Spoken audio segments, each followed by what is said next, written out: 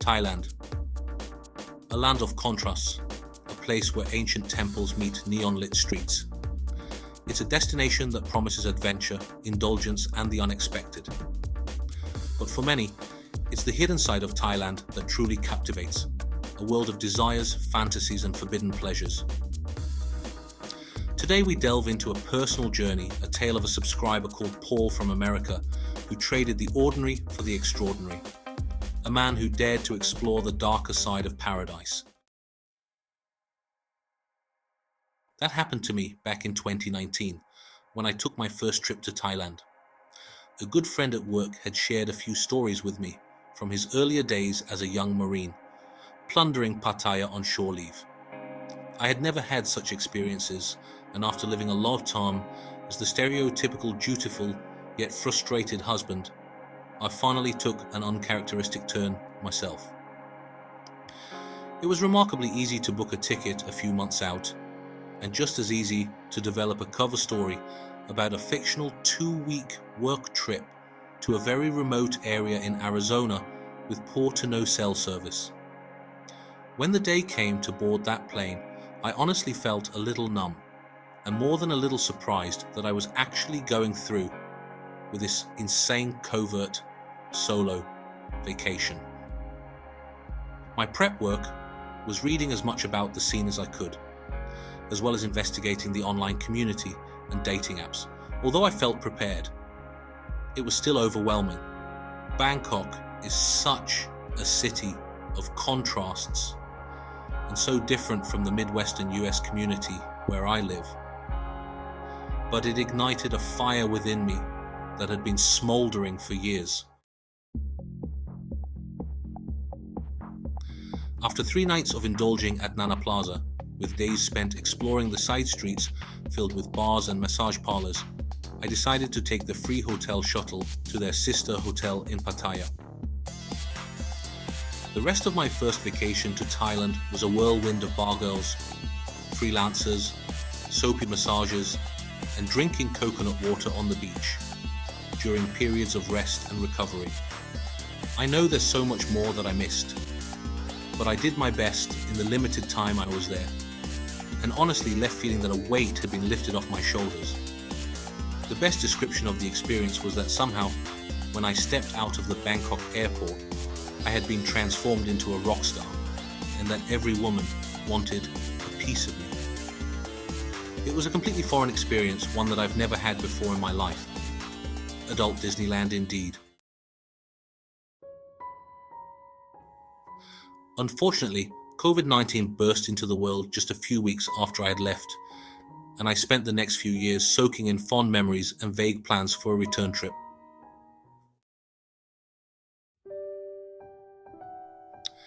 It was during this time that I met someone on one of those damn Thai dating apps, and I was extremely intrigued. At 37 years old, she was quite a bit older than the lovelies that I had indulged during my first trip, but she was unmatched by any of them. And she was still nearly 20 years younger than me. She was a true stunner with a body that put every one of them to shame. Honestly, if I could post a photo or two here, you would be amazed.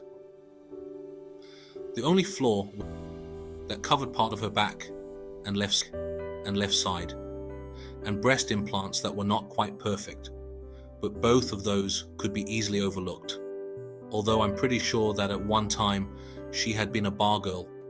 For the last few years, she had been working as a waitress and cashier in a family restaurant in Buriram, having returned there to raise her son from a failed relationship with a Thai boyfriend.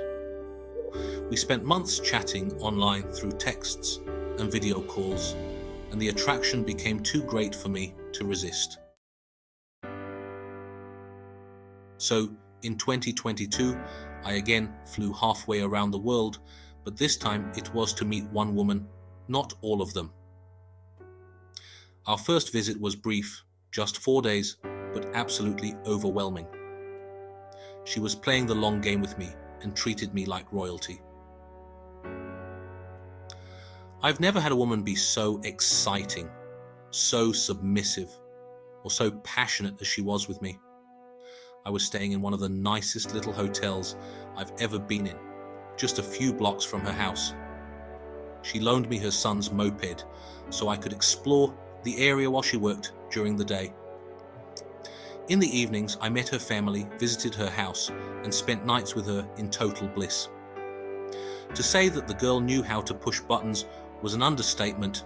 She was a narcotic, and I was that poor chump who just took his first hit off the crack pipe. After I returned home to the US, we continued to chat online daily. It didn't take much to convince me to return for another visit, and I went back in the spring of 2023. This time, she took off a week and we spent it on the beaches of Phuket. You can't imagine how I felt having her hanging on to me the whole time, whispering those sweet little words when we were out in public, and nibbling on my lips when we had privacy. I think the second dose of her was even more intoxicating than the first.